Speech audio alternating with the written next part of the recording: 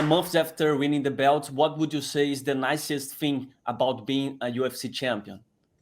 The nicest thing for sure about being a UFC champion is flying first class. That's awesome, right? And what would you say is the hardest part of being UFC champion? The hardest part of being a UFC champion is to meet the media obligations that I'm trying to meet my training obligations. So, of course, the training obligations come first, but then, of course, there's the media obligations where it's like, they want you to fly out to LA on 24 hours notice, but you got a sparring session that, is the next day at 7 o'clock at night, and then everything has to get moved around. So, juggling the media obligations with the training obligations is definitely the hardest part. And Juliana, how would you describe the experience of being a tough coach against Nunes? The experience of being a tough coach against Amanda Nunes was awesome. I have always wanted to be an Ultimate Fighter coach and kind of give back.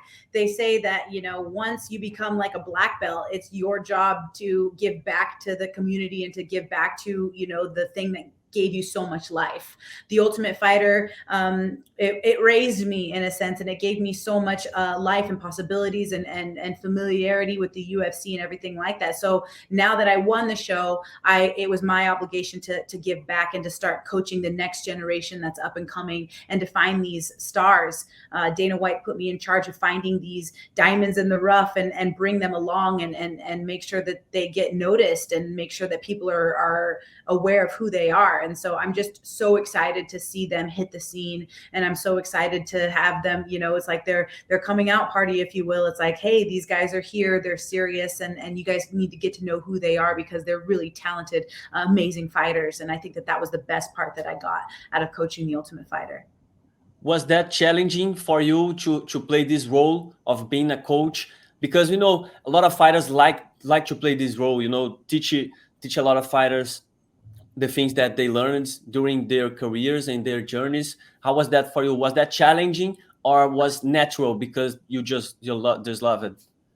It was a little bit natural, but it was also challenging. It was natural in the sense that, I know how to fight and I know the kind of things that I had to go through while I was on the Ultimate Fighter and the challenges and the obstacles that I faced.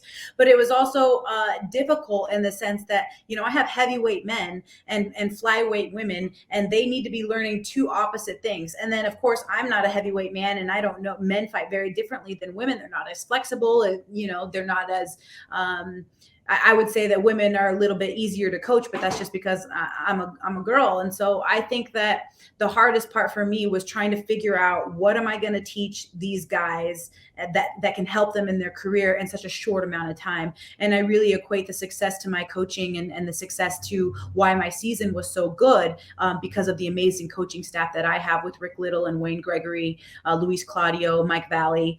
The team that I had brought behind me, I think was A+. It was definitely the A team. And they really helped me pick up the slack where I needed help. And Juliana, for a lot of fighters and of course for the promotion, the Ultimate Fighter is also an opportunity to promote some fights as your fight against Amanda Nunes. Do you feel satisfied after everything that you had experienced in the tough? Do you feel that it was a nice opportunity to show the people how you are, like being a coach, your relation with your team, your rivalry with Amanda Nunes? Do you feel satisfied thinking on this aspect, because tough is also to promote your fight against her? Yeah, there was some things that I think that were supposed to get out that didn't get out.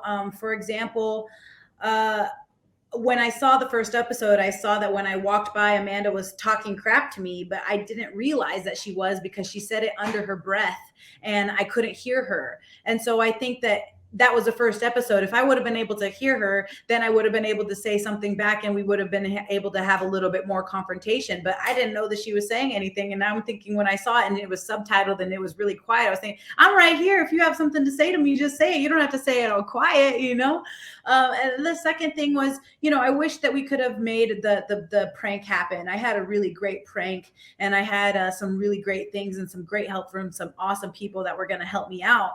And then it got the kibosh put on it, and they denied my prank. And so I think that those things were, a little bit of disappointing. It could have made the season better. But with that being said, I definitely think that I was absolutely my authentic self, and I am satisfied with the way that the show came out.